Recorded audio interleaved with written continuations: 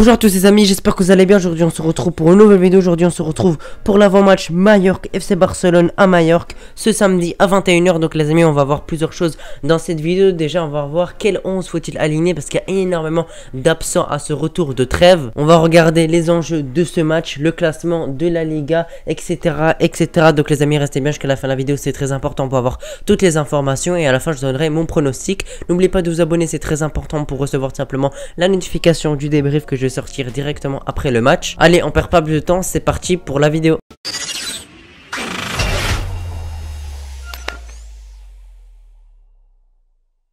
Après une longue trêve, le FC Barcelone va enfin jouer malgré énormément d'absences. On va en parler un peu plus en détail.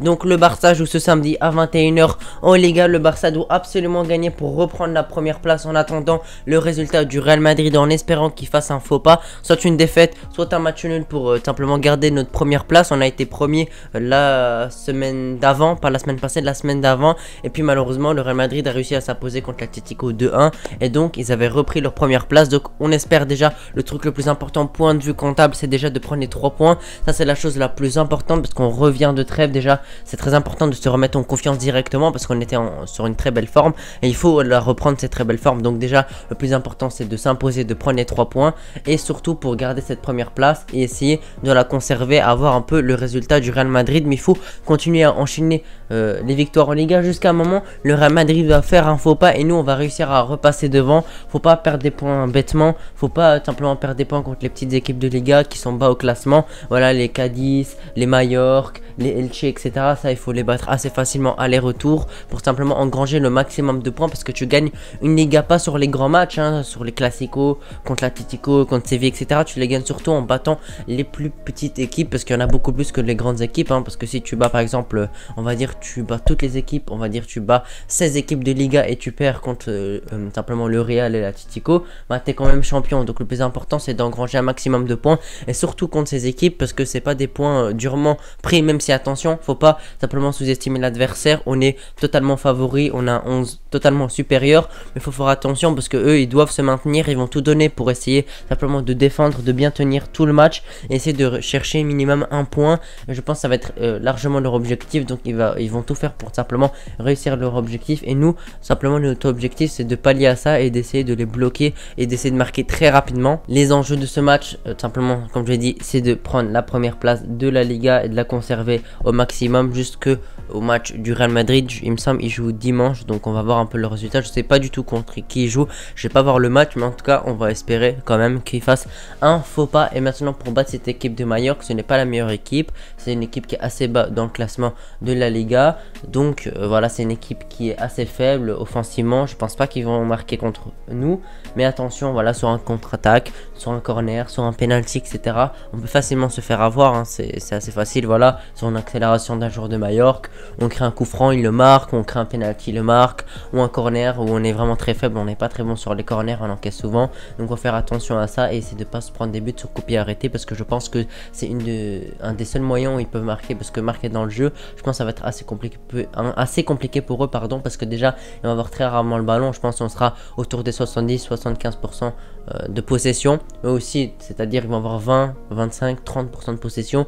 Donc avec ces ballons là ils vont essayer de les exploiter sur des longs dégagements, sur des passes en profondeur pour essayer de nous tuer en contre-attaque. Donc il va falloir faire attention à ça, bien évidemment les amis.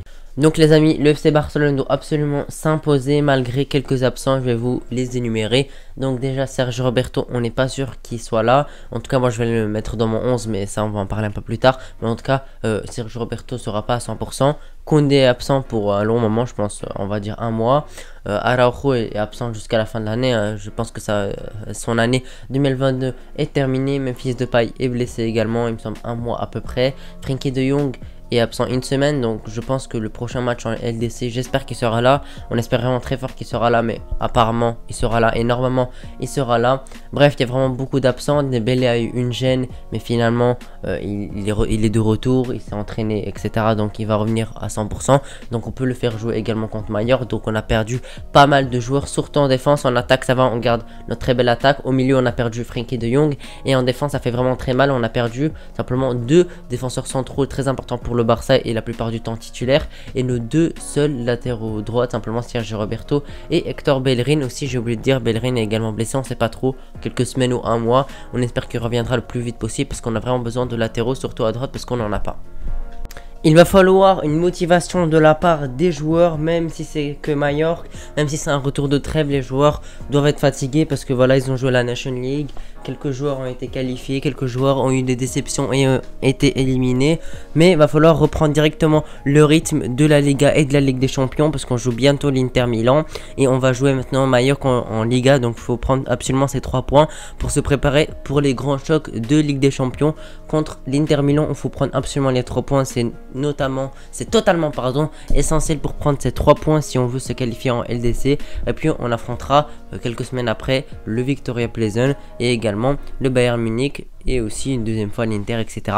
Mais il va falloir directement se mettre dans le rythme, vous m'avez compris, c'est vraiment essentiel parce que voilà, faut enchaîner les victoires là. Faut enchaîner les victoires en Ligue des Champions, en Liga, et puis la Coupe du Roi va bientôt commencer. Donc il va falloir essayer de tout enchaîner, essayer de simplement être en liste dans toutes les compétitions pour essayer de gagner un maximum de trophées cette saison. En tout cas, c'est vraiment l'objectif du Barça. On a un très beau effectif, malgré qu'il y ait quelques absents, je pense qu'on peut faire avec. Ils vont revenir.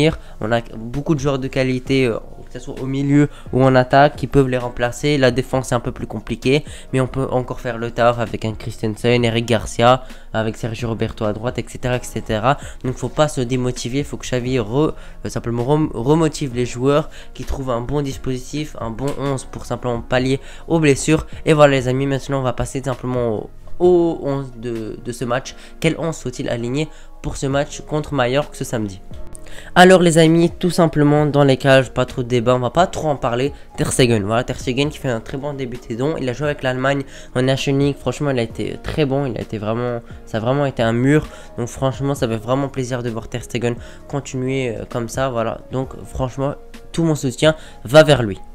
Maintenant les amis, on va passer tout simplement à la charnière centrale, à la défense, Christensen et Eric Garcia. Je pense qu'on n'a pas trop de choix de aligner simplement voilà cette charnière. Je pense qu'elle peut être très bien, voilà les amis, c'est contre Majorque. Eric Garcia c'est un défenseur très jeune mais qui est assez bon pour son âge. Christensen a été impérial avec le Danemark, donc franchement j'ai pas à me soucier de ça. Franchement, toute ma confiance va vers cette charnière centrale et je pense qu'ils peuvent vraiment nous faire du bien. Maintenant les amis, on va parler tout simplement de nos latéraux. Donc pour commencer, le premier latéral, on va commencer par le latéral droit. Donc je mets tout simplement Sergio Roberto. Bellerin est malheureusement blessé, il est absent, donc pas le choix de mettre Sergio Roberto à droite. On espère qu'il sera prêt pour ce match-là parce que il est douteux, mais il n'est pas absent non plus. Donc je pense que probablement il sera là parce que c'est vraiment important qu'il soit là parce que sinon on est obligé de mettre je sais pas moi, un défenseur ou un milieu en tant que latéral droit. Donc franchement Sergio Roberto, ce retour nous ferait vraiment beaucoup de bien. Maintenant les amis, pour le milieu, donc un milieu à 3 comme d'habitude. Donc tout simplement Busquets, Pedri, Gavi, c'est le milieu de l'Espagne, le milieu classique du Barça. En plus Frenkie de Jong est blessé, donc il n'y a pas de débat par rapport à qui faut-il faire jouer. Voilà, ce milieu Busquets, Pedri, Gavi nous suffit amplement et nous fera vraiment beaucoup de bien au milieu parce que franchement c'est vraiment un milieu magistral avec l'expérience et la jeunesse et je pense qu'ils pourront vraiment nous faire beaucoup de bien dans ce match. Maintenant les amis, on va passer tout simplement à l'attaque. Ailier droit Ousmane Dembélé, il a ressenti une petite gêne mais je pense que voilà, il est prêt pour ce match là.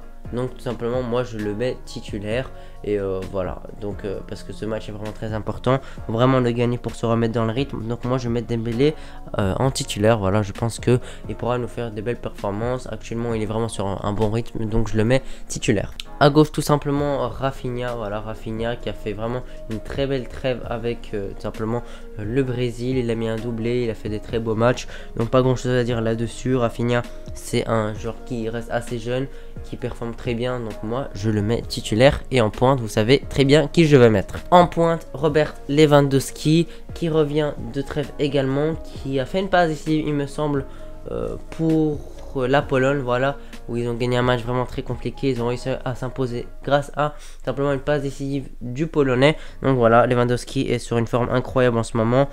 Ces derniers matchs, il fait que marquer, il fait que enchaîner les buts. Donc moi je fais confiance, je pense qu'il nous sortira tout simplement un très beau match. Voilà les amis, j'espère que vous avez apprécié la vidéo. Si vous l'avez apprécié, n'oubliez pas de vous abonner et de lâcher un pouce bleu. Moi je vous remercie d'avoir regardé la vidéo jusqu'ici. Pour mon pronostic, je vois une victoire pas très facile non plus, parce que en voyant d'autres rêves, il y a pas mal de blessés, etc. Donc je pense que le Barça va quand même s'imposer, mais pas, ce sera pas simplement, on va pas dérouler. Je vois une victoire 3-1 du Barça. N'hésitez pas à me donner simplement vos pronostics dans les commentaires. Je prendrai vraiment beaucoup de plaisir à lire vos commentaires. Voilà les amis, merci d'avoir regardé la vidéo jusqu'ici. Si vous l'avez apprécié, n'oubliez pas de vous abonner. On se retrouve pour une prochaine vidéo. Restez bien connectés pour le débrief. Allez les amis, ciao.